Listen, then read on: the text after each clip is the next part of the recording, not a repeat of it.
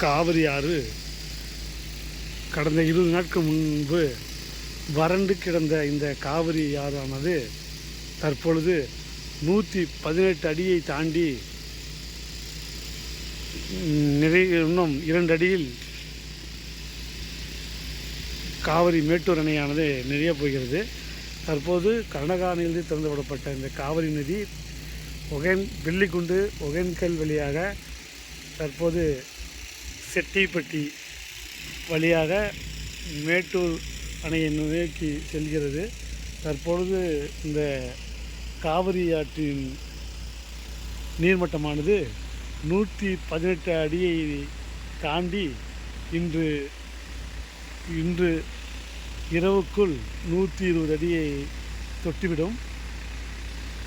மேட்டூர் அணையின் முழு கொள்ளளவான 120 அடியை இன்று இரவுக்குள் தொட்டுவிடும் என்பதை மகிழ்ச்சியுடன் தெரிவித்துக் இதே காவிரி ஆறு கடந்த 20 நாட்களுக்கு முன்பு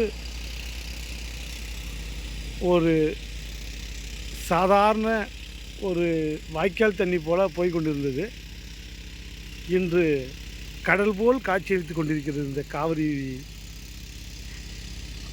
ஆறானது. கர்நாடக அரசு இந்த காவிரி நதி நீரை நமக்கு கொடுக்க தயக்கம் காட்டினார்கள். தயக்கமில்லை, மறுத்துவிட்டார்கள். எங்களுக்கே போதிய அளவு தண்ணீர் இல்லை, தமிழ்நாட்டிற்கு தண்ணீர் தர முடியாது என்று கர்நாடகா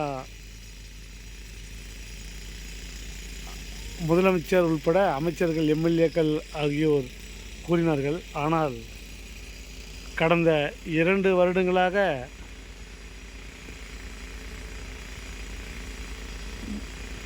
காவிரி நீர் தர மறுத்த கர்நாடக அரசுக்கு இயற்கை பதிலடி கொடுக்கும் வகையில் இன்று அவர்களே வேண்டாம், எனக்கு தண்ணீர் விடமாட்டோம் என்று சொன்னாலும் கூட வேறு வழி இல்லாமல் தங்களுடைய அணையை பாதுகாக்கின்ற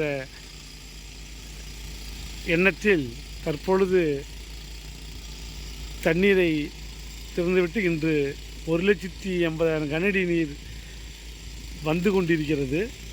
உண்மையிலேயே இது இயற்கையின் மிகப்பெரிய ஒரு அதிசயம்தான். கர்நாடகா அரசுக்கு இயற்கை கொடுத்த சரியான ஒரு பதிலடியாக இதை நாம் கருத்தில் கொள்ள வேண்டும். பாருங்கள் நண்பர்களே, இந்த பொங்கி வரும் காவிரி, பொங்கி வரும் பொன்னி நதி சோழ நாட்டிற்கு வளம் தரும் இந்த பொன்னி நதி தற்பொழுது